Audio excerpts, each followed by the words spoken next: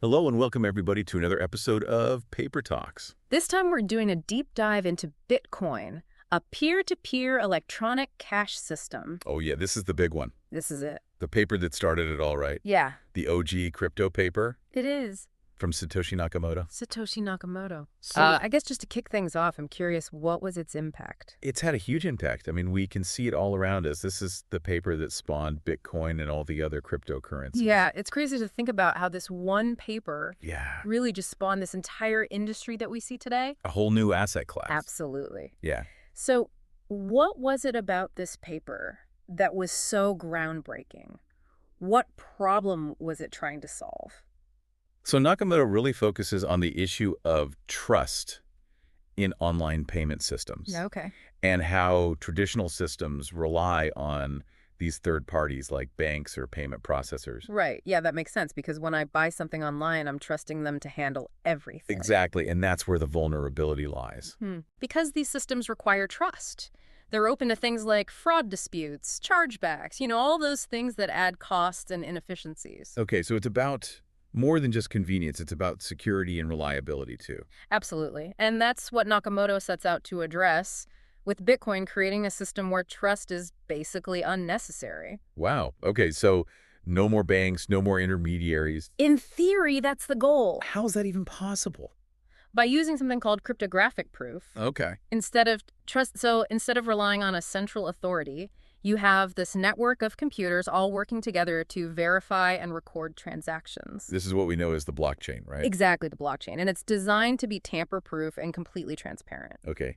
I think I'm starting to get the basic idea, but let's break it down a bit more. Sure. How do Bitcoin transactions actually work?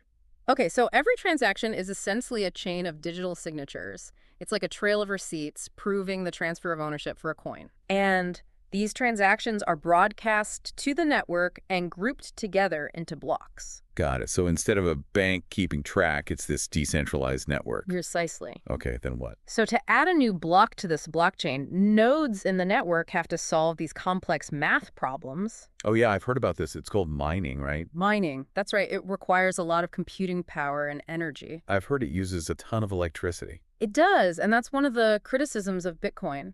Yeah, we can get into that a bit later, but first, I'm curious, why is this whole mining thing necessary? It serves two really important purposes. Okay. The first is security, Uh-huh. because to manipulate the blockchain, you'd have to redo all that work for every block after the one you're trying to change. Yeah, that sounds pretty impossible, especially with how much computing power is involved. Right, it would just be impractical. Okay, so that's one reason, but you said there were two. Oh, right. The second is how new Bitcoins are created. Oh yeah, how does that work? So the node that successfully solves the problem and adds the new block, they get rewarded They get Bitcoins, with brand new Bitcoin. like a reward for keeping the system running. Exactly. And this is a key part of how the Bitcoin network stays secure and encourages more participation. Okay. I think I'm starting to get, it's a lot to take in. It is. It's a very clever system. Yeah, it seems like it, and potentially revolutionary. Yeah, and we're really just starting to see the implications of it unfold. Well, on that note, I think this is a good place to take a break, and we'll come back and dive even deeper into the world of Bitcoin in part two. Sounds good. So we talked about how those Bitcoin transactions work and proof of work and everything, but Yeah. where does it go from there? Yeah, that's what I was thinking about. Like, if this blockchain is constantly growing with every transaction, Yeah. doesn't that create like massive storage issues? It could, and this is something that Nakamoto addresses in the paper. Okay. He introduces a pretty clever solution using something called a Merkle tree. Merkle tree. I've heard that term before, I think, but Mhm. remind me what it is. It's basically a data structure. It lets you verify a large data set without having to store the entire thing. Okay. So in Bitcoin, it's used to store those transaction data in a way that allows older transactions to be like pruned or discarded Okay. while still proving they were part of a valid block. So it's like compressing the blockchain without losing any of the important information. Exactly. And it makes sure the system stays manageable even as transactions grow exponentially. Okay, that's really smart. And it makes me think about something else. Yeah. Does everyone on the network need to keep a full copy of the blockchain? Not necessarily. Okay. And this leads into another concept that Nakamoto introduces called simplified payment verification, or SPV. SPV? Yeah. How does that work? So with SPV, a user can verify a payment without running a full node Okay. or downloading the entire blockchain. So they don't need all of the data. No, they just keep a copy of the block headers, Okay. which are much smaller. And then they obtain a Merkle branch. A Merkle branch. Yeah, which connects the transaction to the block header. Okay, so it's like checking a specific receipt without having to go through an entire filing cabinet. Yeah, exactly. It makes Yeah. it possible for these lightweight clients to participate without having to store the whole blockchain. Okay, so that's incredibly efficient. Yeah. But I'm curious, we've been talking a lot about these technical aspects, Uh-huh. but what about the larger implications? Like, what does this system mean for the future of finance?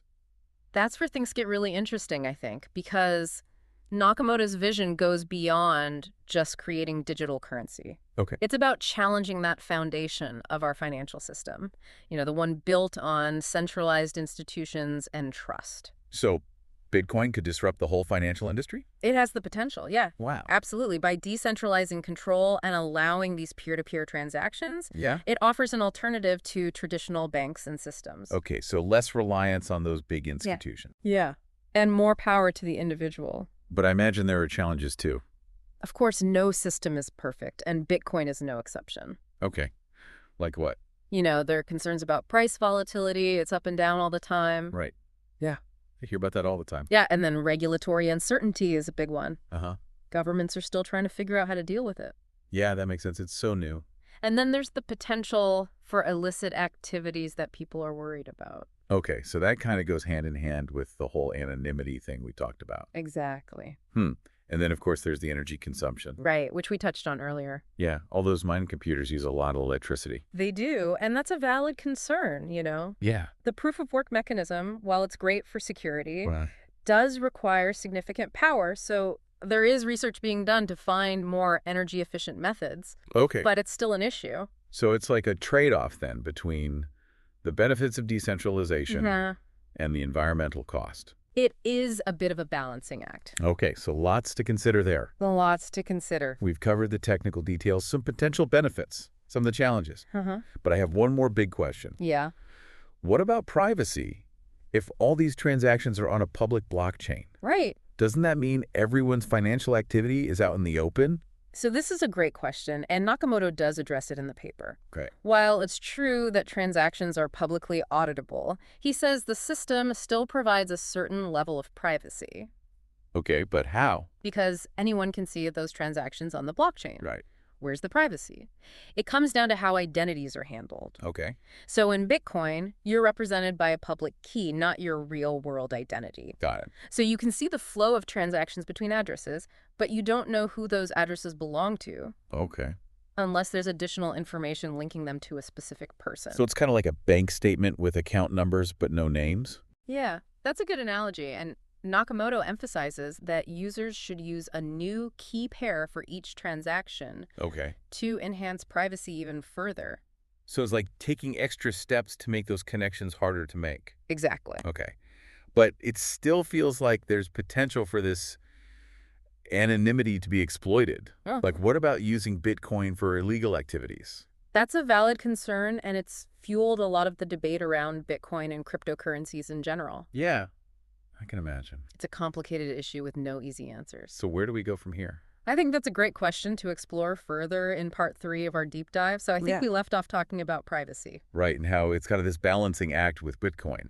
Yeah, because you have that anonymity aspect, but then every transaction is recorded. Yeah, it's all out there on the blockchain. On the blockchain for everyone to see. So how do we reconcile those two things? Well, it's important to remember that Bitcoin's privacy isn't like absolute. Right? Even though public keys don't reveal your identity directly, they can still create this trail of breadcrumbs. Kind of like a puzzle. Yeah, like a puzzle. And if someone has enough pieces, I can put it all together. they can figure out who's behind those transactions. That makes sense, but it's a little unnerving. It is, yeah. So is there anything you can do to, like, make those breadcrumbs harder to follow?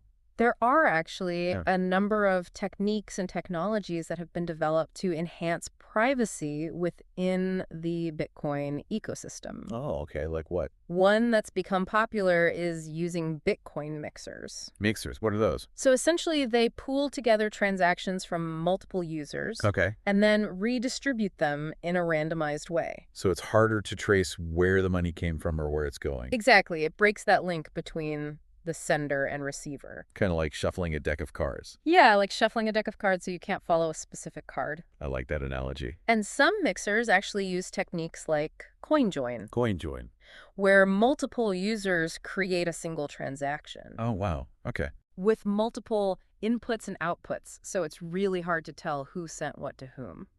So it's more like taking parts of different cards and creating a whole new hand. Exactly, you got it. Interesting. And then there are even more advanced mixing techniques that use cryptography, like show me and coin join or zero link. Okay, I'm not even going to try to understand those.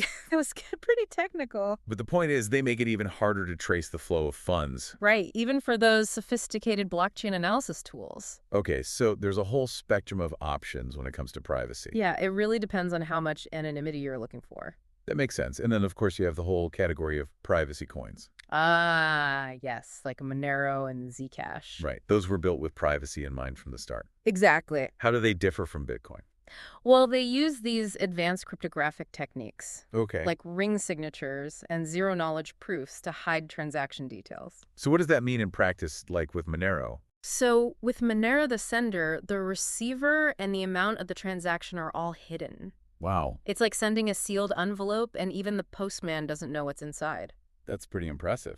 It is, but there are some potential drawbacks. Oh, yeah, like what? Well, one of the criticisms is that this level of anonymity could facilitate illicit activities. Okay, I can see how that would be a concern. Yeah, because it makes it harder for law enforcement to track criminal transactions. Right, so it's a trade-off again. It is. It's a balancing act between individual privacy and societal security. Yeah, that's a tough one. It is. And it's likely to be an ongoing debate as cryptocurrencies become more widely used. So where do we go from here? I think the conversation about privacy is really crucial as this technology evolves. Yeah. We have to find ways to balance the benefits of financial freedom and innovation with the need for accountability and security. Well said. It's a complex issue with no easy answers, and, it's something that Nakamoto even acknowledged in his paper. Oh, really? Yeah, he argued that Bitcoin offered a reasonable level of privacy for most everyday transactions, Okay. but also recognized that we needed mechanisms to address potential misuse.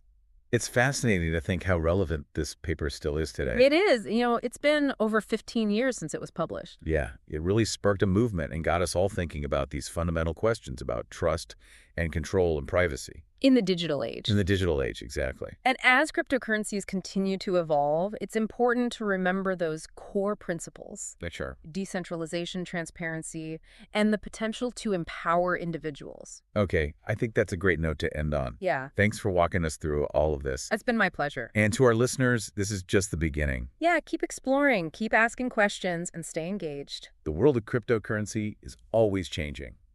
There's always something new to learn. Absolutely. Until next time, stay curious.